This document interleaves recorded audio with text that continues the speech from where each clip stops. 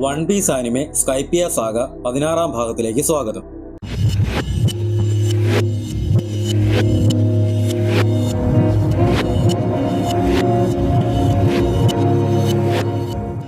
നാമി അതിരെ കൂടെ എല്ലാം പകായം നന്നാക്കി കൊടുത്ത വേവർ ഓടിച്ചു നോക്കി. നല്ല വേഗതയുണ്ടായിരുന്ന ആ വേവർ നാമയ്ക്ക് ഭയങ്കരമായിട്ട് ഇഷ്ടമായി. 100 വർഷം മുൻപ് മൺമറഞ്ഞു പോയ ജെറ്റ് ഡയലായിരുന്നു അതിലുണ്ടായിരുന്നത്. അതാണ് ആ പഴയ വേവറിന് അത്ര സ്പീഡ് ലഭിക്കാൻ കാരണം. സ്ട്രോഹാറ്റികളെ സ്കൈപ്പിയുടെ അവസാനത്ത് എത്തിക്കാനായിരുന്നു പകായയും കോനിസും വന്നത്. പക്ഷെ എല്ലാവരും ഗോയിങ് മെറിയിൽ ഇല്ലാതിരുന്നത് ഒരു പ്രശ്നമായി. എന്താണേലും തൽക്കാലം കണ്ടുമുട്ടാമെന്ന് പറഞ്ഞ തീരത്തേക്ക് പോകാമെന്ന് നാമി പറഞ്ഞു. എന്നാലും ആ 4 പേരെ കുറിച്ചോർത്ത് നാമി പരിഭ്രമിക്കാതിരുന്നില്ല. പക്ഷേ അവർ ശക്തരാണല്ലോ എന്നോർത്തവൾ ആശ്വസിച്ചു. എന്നാൽ 4 പേരടങ്ങിയ ഒരു ഗ്രൂപ്പ് ദ്വീപിലില്ല എന്ന് ഐസ പറഞ്ഞു. കൂടിപ്പോയാല് 2 ആളുടെ ഒരു ഗ്രൂപ്പുണ്ട്, 4 പേർ ഒരുമിച്ചുണ്ടേല് അവൾ തിരിച്ചറിഞ്ഞേനെ എന്ന്. ഓ, ഇതാണോ മന്ത്ര? എനിക്കിത് ജന്മനാ കിട്ടിയ കഴിവാ, അതാ ഞാൻ പേടിച്ചിരിക്കുന്നേ. ശബ്ദങ്ങൾ അപ്രത്യക്ഷമാകുന്നത് എത്ര പേടിപ്പിക്കുന്നതാണെന്ന് നിങ്ങൾക്ക് അറിയില്ല. ഐസയുടെ കണ്ണ് നിറഞ്ഞു. നീ പിന്നെയും കരയാൻ പോവാണോ എന്ന് നാമി. ഞാൻ കരയത്തൊന്നുമില്ലടി മണ്ടിന്ന് കണ്ണുനീർ തുടച്ചിട്ട് ഐസ അലറി. ഇവളുടെ വേവർ ബ്രേക്ക് ഡൗൺ ആയപ്പോഴാണ് ഞങ്ങൾ ആ വഴി വന്നത് എന്ന് കോനിസ് പറഞ്ഞു. നീ എന്താ ചെയ്യാൻ ഉദ്ദേശിക്കുന്നേ? നാമി ഐസയോട് ചോദിച്ചു. അറിയില്ല, എന്നാലും എനിക്ക് ചുമ്മാതിരിക്കാനാവില്ല. അവൾ എല്ലാവരെയും ഓർത്ത് വിഷമിച്ചു. ലൂഫിയാണെങ്കിൽ വേശന്നു ഗുഹയ്ക്കകത്തുകൂടി തേരാപ്പാര നടപ്പായിരുന്നു. അവന്റെ ഭാഗ്യം വെളിയിലായി പോയി. അതിനകത്ത് പഴങ്ങളുള്ള മരങ്ങളും ഇല്ല. ആകപ്പാടെ പെട്ട അവസ്ഥ. എന്ത് വൃത്തികെട്ട ഗുഹയായത്. പുറത്തോട്ടുള്ള വഴിയും കണ്ടെത്താനാവുന്നില്ല. അവൻ പിന്നെ അതിനകത്തൂടെ നടന്നു. കുറെ നേരം കാട്ടിൽ കൂടി നടന്നു മടുത്ത സോറോ എന്തായാലും ലഞ്ച് കഴിക്കാമെന്ന് തീരുമാനിച്ചു. സാഞ്ചി കൊടുത്തുവിട്ട നല്ല അടിപൊളി ലഞ്ച്. അവൻ അത് കഴിച്ചോണ്ടിരുന്ന നേരത്താണ് ഒരു സൗണ്ട് കേൾക്കുന്നത്.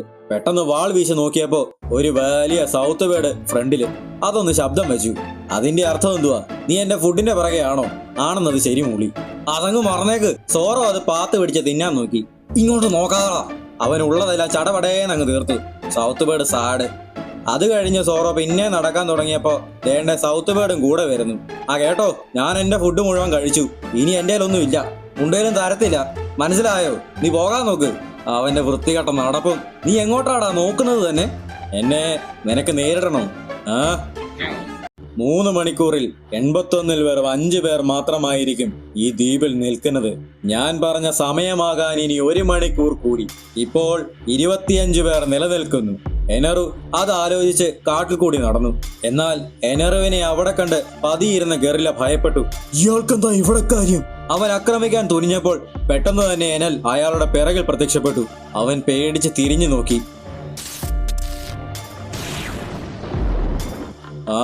24 പേര് കൂടി. യാമയുടെ ആക്രമണം കാരണം റോബിൻ ക്ഷീണിതയായിരുന്നു. ഓ, ചിലപ്പോ മാത്രമേ ഉള്ളല്ലേ വെണ്ണേ. ഉടനെ തന്നെ അവൻ ചാടി വന്ന് റോബിൻ ഇരുന്നിടത്ത് വീണു. റോബിൻ തെറിച്ചുപോയി. അവൾ ഒഴിഞ്ഞു മാറിപ്പോയി നിന്നു. എന്നാൽ ആ ശിലാഫലകത്തിന് മുന്നിലായിരുന്നു. ഉടനെ യാമയെ ആക്രമിക്കാൻ വേണ്ടി കുതിച്ച് ചാടി. റോബിൻ തന്റെ കയ്യിൽ കൈകൾ വിരിയിച്ച് ശിലാഫലകം തകർക്കാതെ ആ ആക്രമണം ഏറ്റുവാങ്ങി. അവൾക്ക് നല്ലതുപോലെ പരിക്കേറ്റിരുന്നു. ഈ തകർന്നുപോയ പഴയ നഗരം നീ എത്ര നേരം സംരക്ഷിക്കാനാ? നമ്മളുടെ പൂർവികരുടെ കാൽപ്പാടുകളോട് നിനക്കൊരു തരി പോലും ബഹുമാനമുള്ളതായി തോന്നുന്നില്ലല്ലോ എന്ന് റോബിൻ. കഴിഞ്ഞ കാലത്തെ കുറിച്ച് ഞാൻ എന്തിനു ഓർക്കണം? വിഡ്ഢികൾ എപ്പോഴും അത് തന്നെ പറയും. അത് കേട്ട് യാമയ്ക്ക് അരിശം കയറി. ഞാൻ ആരാണെന്നാ നീ വിചാരിച്ചേ? അവൻ റോബിനെ ഇടിച്ചു. അവൾ ഡോഡ്ജ് ചെയ്ത് ഒഴിവായി. ഈ അൽപ്പൻ ഇതെല്ലാം നശിപ്പിക്കുന്നതിന് മുന്നേ ഞാൻ ഇവിടുന്ന് മാറണം. അതോർത്ത് റോബിൻ റൂയിൻസിൽ നിന്ന് ഓടി. യാമ കണ്ണിൽ കണ്ടതെല്ലാം നശിപ്പിച്ചുകൊണ്ട് അരിശത്തിൽ അവളുടെ പിറകെയുമുണ്ട്. ഓടുന്നതിനിടയ്ക്ക് റോബിൻ ചിന്തിച്ചു, അന്ന് അലുബർണയിലെ ക്ഷേത്രത്തിനൊപ്പം എന്റെ ലക്ഷ്യവും നശിച്ചു എന്നാണ് ഞാൻ കരുതിയത്. എല്ലാം നഷ്ടമായതുകൊണ്ടാണ് ഞാൻ ലൂഫിയുടെ ഒപ്പം യാത്ര ചെയ്യാൻ തീരുമാനിച്ചത്. പക്ഷേ ഈ റൂയിൻസിൽ പറയപ്പെടാത്ത ചരിത്രത്തെക്കുറിച്ചുള്ള സൂചനകൾ കാണും. അവിടമെല്ലാം മെതിച്ചു ചാടി വന്ന യാമ ഒരു കല്ല് തെറിപ്പിച്ച് മറ്റൊരു വസ്തു കൂടി നശിപ്പിച്ചു. റോബിന് നല്ല ദേഷ്യം വന്നെങ്കിലും അവൾ ഓടി. നീ എവിടെ വരെ ഓടാനാണ്? വഴിയിലുള്ളതെല്ലാം നശിപ്പിച്ച് ചവിട്ടിച്ചാടി യാമ റോബിന് പിറകെ ഓടി. അവസാനം റോബിൻ നിന്നു. അവൾ റൂയിൻസിന്റെ വെളിയിൽ വന്നിരുന്നു. നീ ഇവിടെ വരെ ഓടത്തുള്ളൂ? ഒത്തിരി വൈകിയിരിക്കുന്നു. വൈകിയെന്നു? ഇനി നീ പശ്ചാത്തപിച്ചാലും ഞാൻ നിനക്ക് മാപ്പ് തരില്ല. നീ എനിക്ക് മാപ്പ് തരില്ലെന്നോ? ആ സാധനങ്ങളൊക്കെ നിനക്ക് അത്രയ്ക്ക് ഇഷ്ടമാണോ? പ്രത്യേകിച്ച് അത് നിന്റേതല്ലാതിരുന്നിട്ട് കൂടി. അതെ, ആ റൂയിൻസ് ആരുടെയും സ്വന്തമല്ല. നിന്നോട് സംസാരിക്കാൻ എനിക്കിപ്പോൾ ഒട്ടും താല്പര്യവുമില്ല എന്ന് റോബിൻ. പേടിക്കേണ്ട, അതിന്റെ ആവശ്യമില്ല. കാരണം നിന്നെ ഞാൻ കൊല്ലാൻ പോവാണ് എന്ന് പറഞ്ഞവൻ റോബിന് നേരെ കറങ്ങി ചാടി വന്നു. ഇവിടെ എനിക്കൊന്നും നോക്കേണ്ട ആവശ്യമില്ല. ഉടനെ ഒരു വള്ളിയിൽ നിന്നും റോബിന്റെ നിരവധി കൈകൾ പൊട്ടി വിരിഞ്ഞു വന്ന് ചാടി വന്ന യാമയുടെ കാലിൽ പിടിച്ചു. നിനക്കൊരു ആനയെ പോലെ മെതിച്ചു വരാനേ അറിവുള്ളൂ. നീ നശിപ്പിച്ച ചരിത്രത്തിന്റെ ഭാരം തിരിച്ചറിയേ. റോബിൻ അവനെ ഞാത്തിക്കൊണ്ട് ചെന്ന് ഒരു മരത്തിൽ അങ്ങ് ഇടിപ്പിച്ചു. അവന്റെ വെയിറ്റ് കാരണം റോബിന്റെ കൈ വരെ വേദനിച്ചു. യാമ താഴെ വീണു. മുഖത്തടി കിട്ടിയ യാമ അരിശത്തിൽ എണീറ്റു. എന്നിട്ട് റോബിന്റെ നേർക്ക് തല കുത്തി ചാടി മലക്കം പറഞ്ഞു വന്നു. എന്നിട്ട് അവന്റെ ആക്സിഡയിൽ അടങ്ങിയ ബെൽറ്റ് റോബിന് നേർക്കങ്ങ് നീട്ടി. റോബിൻ ഉടനെ കൈ നീട്ടി അവന്റെ തലയിൽ കൈ വിരിയിച്ച് യാമയുടെ കണ്ണു പൊത്തിക്കളഞ്ഞു. അതിനൊപ്പം ആക്സിഡയിൽ അടങ്ങിയ യാമയുടെ ബെൽറ്റും അവന്റെ നേർക്ക് തിരിച്ചു വെച്ച് കളഞ്ഞു. അവള് കൈ മാറ്റിയപ്പോഴാണ് ഡയല് തിരിഞ്ഞിരിക്കുന്നത് യാമ കാണുന്നത്. അവൻ നേരെ ശക്തിയായി ചെന്നൊരു മരത്തിലിടിച്ചു. ഡയലുകളെല്ലാം അമർന്നു. ചോര ചിതറി. യാമ മുറിവ് പറ്റി നിലം പതിച്ചു. റോബിൻ വന്നിട്ട് അവന്റെ തല ഉയർത്തിയിട്ട് പറഞ്ഞു, നീ ഓടി നടന്ന് നശിപ്പിച്ചതെല്ലാം വിലമതിക്കാനാവാത്ത മഹത്തായ നിധികളാണ്. മൂല്യം അളക്കാൻ പോലും ആവാത്ത വിധം അപൂർവമായത്. ചരിത്രം ഒന്നുകൂടി ആവർത്തിച്ചേക്കാം, എന്നാൽ ജനങ്ങൾക്ക് കഴിഞ്ഞ കാലത്തേക്ക് പോകാനാവില്ല. നിനക്കത് മനസ്സിലാവില്ല. എനിക്ക് മനസ്സിലായി, എന്നോട് ക്ഷമിക്കണമെന്ന് യാമ കടന്നു പറഞ്ഞു. ഒരിക്കലുമില്ല. എന്നോ ഞാൻ നിന്നെ കൊല്ലാൻ പോവാണ്. അരിശം കയറിയ യാമ റോബിനെ കയറി പിടിച്ചു. എന്നാൽ ഒരു ഭാവവ്യത്യാസവും ഇല്ലാതിരുന്ന റോബിൻ കൈ വിരിയിച്ച് യാമയുടെ വിരലിൽ പിടിച്ച് അതെല്ലാം അങ്ങ് ഒടിച്ചു കളഞ്ഞു. എന്നിട്ട് നിലത്തൊരു റോഡ് പോലെ മുൻപിലേക്ക് നീളുന്ന നിരവധി കൈകൾ വിരിയിച്ച് യാമയെ അതിലൂടെ കറക്കി കൊണ്ടുപോയിട്ട് നേരെ കൊണ്ടുചെന്ന് ഒരു കൊക്കയിലേക്ക് അങ്ങ് തള്ളി. അതും പോരാഞ്ഞിട്ട് അവന്റെ കാലിലും കഴുത്തിലും കൈ വിരിയിച്ച് അവനെ വളച്ചു. പിന്നീട് അവൻ നിലം പതിച്ചു. യാമയുടെ കാര്യം തീരുമാനമായി. റോബിൻ പിന്നീട് നടന്ന് ജയന്റ് ജാക്ക് എന്നറിയപ്പെടുന്ന അപ്പർ യാർഡിലൂടെ വളർന്ന് മുകളിലേക്ക് പോകുന്ന വള്ളിയുടെ അടുത്തെത്താറായിരുന്നു. മാപ്പ് നോക്കി വന്ന അവൾ നിന്നു. ഇതായിരിക്കണമല്ലോ നഗരത്തിന്റെ സെന്റർ. പക്ഷേ മാപ്പിൽ കാണിച്ചിരിക്കുന്ന സ്മാരകവുമായി ഇവിടെ മാച്ച് ആവുന്നില്ല. ആകാശത്തിലേക്ക് വന്നതിന്റെ ഷോക്കിൽ അതെല്ലാം മാറി വേറെ സ്ഥലത്ത് പോയോ? അവൾ അത്ഭുതപ്പെട്ടു. എന്തായാലും റോബിൻ അവിടെ കണ്ട ഒരു ടണലിൽ കൂടി അകത്തേക്ക് നടന്നു. ഇരുണ്ട ഇടനാഴികളിലൂടെ നടന്നവൾ വെളിച്ചത്തിലെത്തി. അവിടെ പ്രൗഢമായി നിൽക്കുന്ന പഴയ ഷാൻഡോറയുടെ അവശിഷ്ടങ്ങൾ ഉണ്ടായിരുന്നു. പലതരത്തിലുള്ള പ്രതിമകളും കെട്ടിടങ്ങളും കൊത്തുപണികളും ശിലാലിഖിതങ്ങളും. റോബിൻ അതെല്ലാം തന്റെ നോട്ട്ബുക്കിൽ കുറിക്കുന്നുമുണ്ട്. ഒരു കാലത്ത് പ്രൗഢഗംഭീരമായി നിന്ന തഴച്ചു വളർന്ന ഒരു നഗരം. വിചിത്രമായിരിക്കുന്നു. ഇതാണോ സിറ്റി ഓഫ് ഗോൾഡ്? ഇതിന്റെ വലിപ്പവും ഭൂപ്രകൃതിയും എല്ലാം തന്നെ വ്യത്യസ്തമാണ്. അതിൽ ഏറ്റവും അസാധാരണമായിട്ടുള്ളതെന്ന് വെച്ചാൽ റോബിൻ അവിടെ ഉണ്ടായിരുന്ന വലിയ പിരമിഡിന്റെ മുന്നിലെത്തി. അതിനകത്തേക്ക് മുകളിലുള്ള ഒരേ ഒരു വഴി മാത്രമേ ഉണ്ടായിരുന്നുള്ളൂ. അതിലേക്ക് കയറാൻ തുടങ്ങിയപ്പോഴാണ് റോബിൻ ഒരു കാര്യം തിരിച്ചറിഞ്ഞത്. അവൾ പെട്ടെന്ന് മുകളിലേക്ക് ഓടി. അതിനകത്ത് ചെന്ന റോബിൻ പിരമിഡിന്റെ ഉള്ളിൽ നിന്നും മേഘങ്ങൾ കീറി മാറ്റി. അതിനകത്തേക്ക് വലിയൊരു കിഴുത്ത പണിതു. വിചാരിച്ചതുപോലെ തന്നെ അവൾക്ക് അതിലേക്കൂടി താഴേക്ക് പോകാൻ കഴിയുമായിരുന്നു. താഴേക്ക് ചെന്ന റോബിനെ കാത്തിരുന്നത് ഒരു വലിയ ഹാളായിരുന്നു. അവിടെ ഇനിയും ഉള്ളിലേക്ക് ഉറങ്ങിക്കിടക്കുന്ന നിഗൂഢതകളിലേക്ക് നയിക്കുന്ന നിരവധി കവാടങ്ങളുമുണ്ട്. നീലക്കടലിൽ നിന്ന് വന്ന റൂയിൻസുകൾക്ക് മണ്ണിന് പകരം ഐലൻഡ് ക്ലൗഡുകൾ നിലമായി കിടന്നതായിരുന്നു അവളിൽ സംശയമുണർത്തിയത്.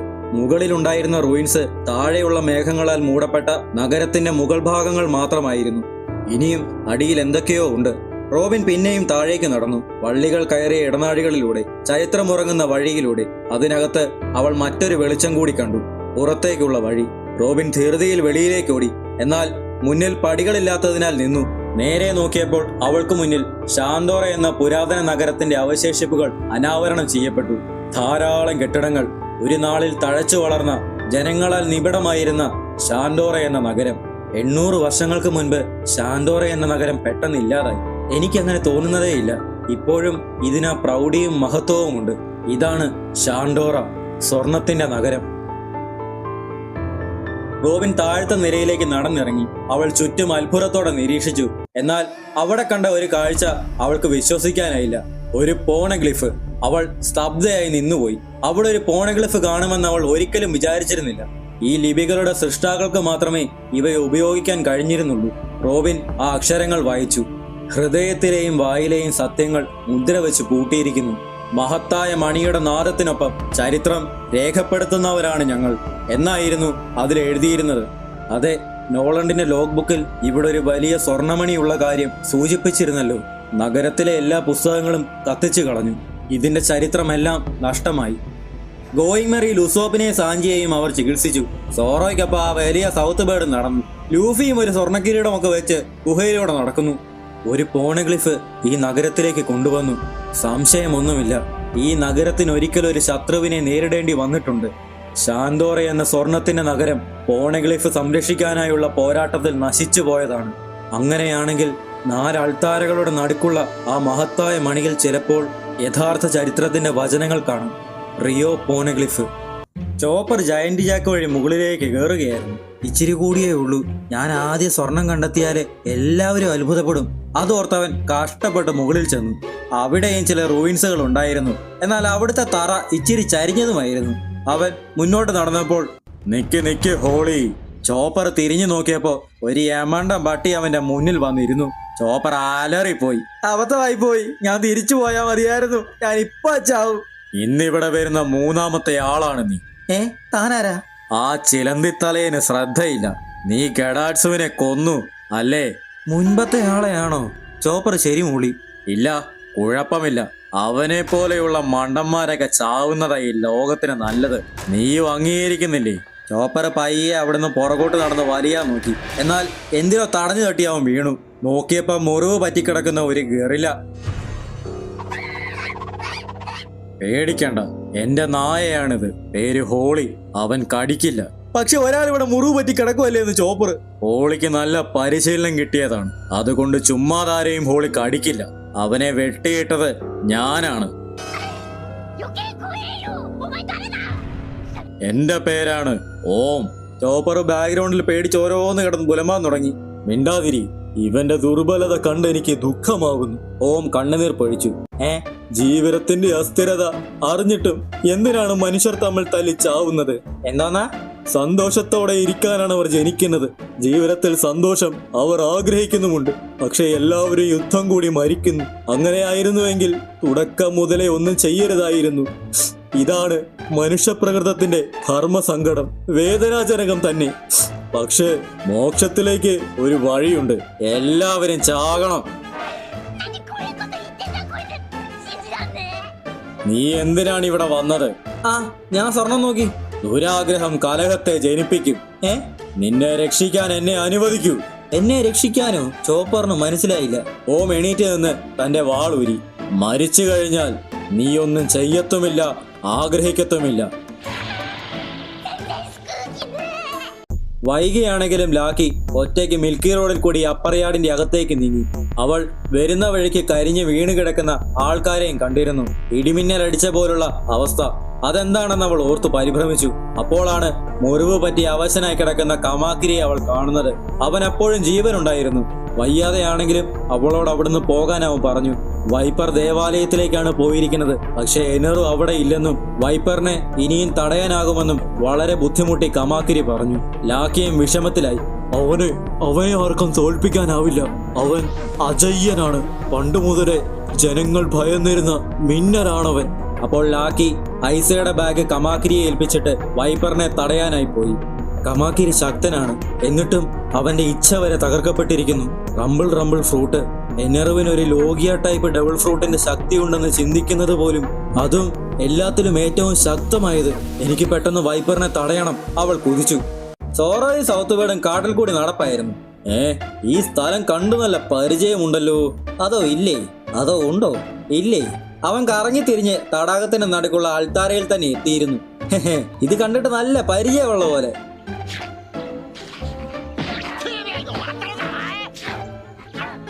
എന്തുവാ? ഫുഡ് കിട്ടാൻ നീയല്ല എന്റെ പിറകെ വന്നത്. എന്റെ കൂടെ വന്നാൽ ഇങ്ങനെയൊക്കെ നടക്കും. വല്ല പ്രശ്നമുണ്ടോ? അപ്പോഴാണ് സൗത്ത് വേർഡ് നിലത്ത് കിടക്കുന്ന ബാഗ് കാണുന്നത്. അതിനകത്താണ് ഫുഡ് ഉള്ളതെന്ന് ഇതിനറിയാവല്ലോ. അതിന്റെ വായില് വെള്ളം ഊറി. ഉടനെ അത് ബാഗും കൊണ്ട് പറന്നു. സോറോ ബാഗിൽ നിന്നും പിടി വിട്ടുമില്ല. ഇതിനകത്ത് ഫുഡ് അല്ലടോ, വിട്ടിട്ട് പോടാ. നീ എങ്ങോട്ടാണോ പറന്നു പോകുന്നത്? ഭയങ്കര സ്ഥലത്താണല്ലോ ഞാൻ വന്നു വിട്ടിരിക്കുന്നത്. എക്സിറ്റ് എവിടാണോ? Exit hi. അവൻ നടന്നു ചെന്നപ്പോ വഴി അങ്ങ് തീർന്നു പോയി. വഴി തീർന്നു? ഷേ, ഞാൻ ഇവിടെ വരെ നടന്നല്ലോ. ചിലപ്പോ ഇതൊരു ട്രാപ്പ് ഡോർ ആണോ? ആഹാ, എന്നാ ഇടിച്ച് തകർത്ത ചിലപ്പോ എനിക്ക് വെളിയിൽ കടക്കാനാവും. യൂഫി ഉടനെ തന്നെ കൈ പിറകിലേക്ക് നീട്ടിയിട്ട് ബസൂക്ക കൊണ്ടങ്ങ് ഇടിച്ചു.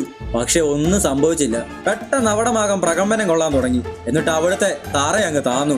യൂഫി വന്ന വഴി താഴേക്ക് വീണു. ചോപ്പർ കാറിക്കൊണ്ട് പരക്കം പായുകയായിരുന്നു.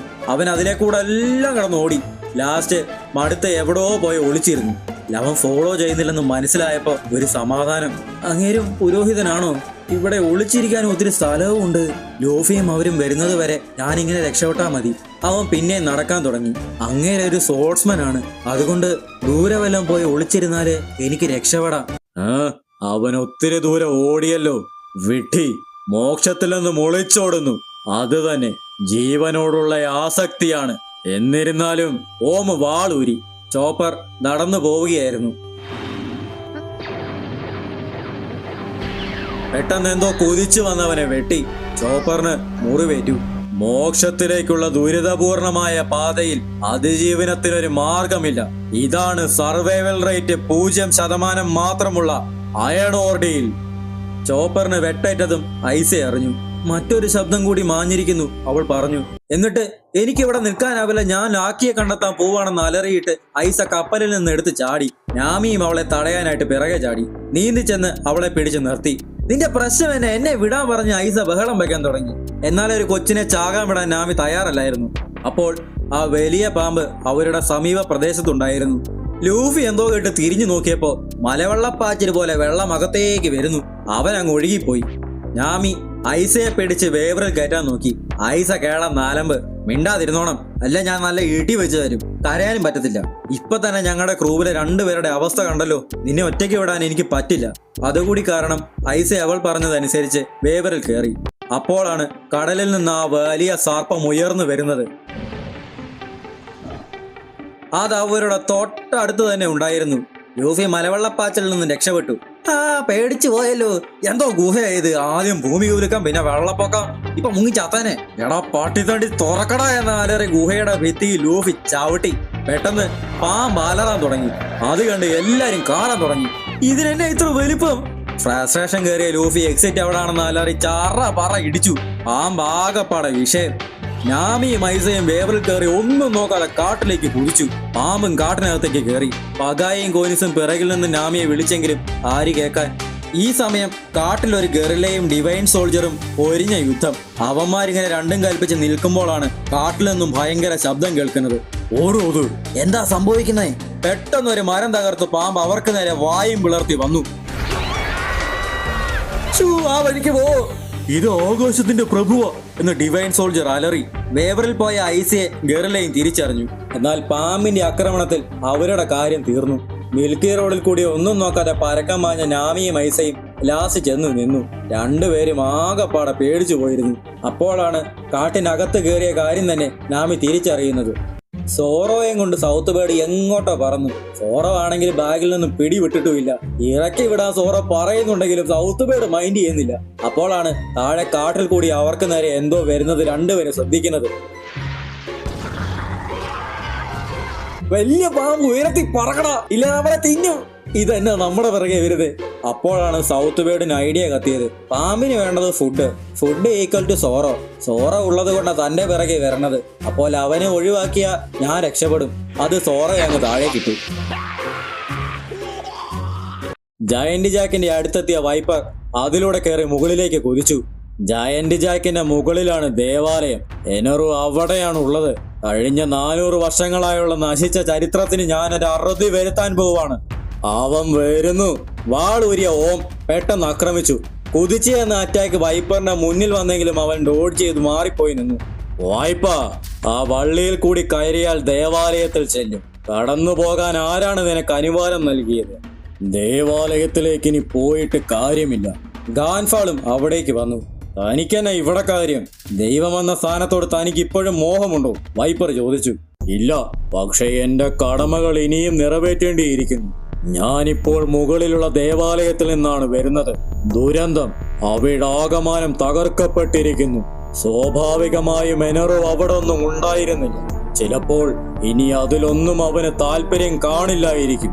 6 വർഷമായുള്ള കഠിനാധ്വാനത്തിനൊരവസാനം അടുത്തിരിക്കുന്നു. അതുകൊണ്ട് ഒന്ന് വന്ന് യാത്ര പറഞ്ഞാലോ എന്ന് ഞാൻ ചിന്തിച്ചു.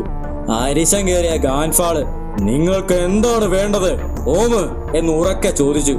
എനറു ദേവാലയത്തിൽ ഇല്ലെന്നല്ലേ താൻ പറഞ്ഞത് എന്ന് വൈപ്പർ. അപ്പോഴാണ് മേളിൽ നിന്ന് അലറിക്കൊണ്ട് സോറോ വന്നവിടെ പതിക്കുന്നത്. വല്ല പരിക്കൊന്നും ഇല്ല. സ്ട്രോഹാറ്റുകളിൽ ഒരുത്തനല്ലേ നീ? നാശം പിടിക്കാൻ ആ പന്ന പക്ഷി. ദീയോ, ഇതേതാ സ്ഥലം? ആ വലിയ പാമ്പും ആലോരിക്കൊണ്ട് അവിടേക്ക് വരുന്നുണ്ടായിരുന്നു. റൂയിൻസോ? ആ, കുറെ ഭീകരന്മാർ ഇവിടെ ഒത്തുകൂടിയിട്ടുണ്ടല്ലോ. ഓയ്, സ്വർണ്ണമല്ല ഇങ്ങ് തന്നേക്ക് എന്ന് സോറോ. യാരെ ദുഃഖകരം, ആർക്കും എന്റെ അയണോട്ടിയിൽ നിന്നും രക്ഷപ്പെടാൻ പറ്റില്ലെന്ന് ഓർത്തിട്ട് തന്നെ എന്ന് ഓമൻ. എന്റെ വഴിമുടക്കി നിന്നാൽ എല്ലാവരെയും ഞാൻ വകവരുത്തുമെന്ന് വൈപ്പർ. എനറും ഡിവൈൻ സ്ക്വാഡും എവിടെയാണെന്ന് എന്നോട് പറയൂവെന്ന് ഗാൻഫാള്. ഇതെന്നാ പന്ന ഗുഹയാ? ലൂഫി പിന്നെ ഇടിച്ചു. പാമ്പ് വേദന കൊണ്ട് പുളഞ്ഞു. അത് അലറിക്കൊണ്ട് അവർ നിന്ന നിലയിലേക്ക് കയറി വന്നു. ഓ, നിങ്ങൾ മാന്യന്മാർക്ക് ഒത്തിരി കാര്യങ്ങൾ പറയാനുണ്ടെന്ന് എനിക്ക് ഉറപ്പാ. പക്ഷെ പറയുന്നത് കേൾക്കണമെങ്കിൽ ഇവിടുന്ന് നിങ്ങൾ അതിജീവിക്കണം.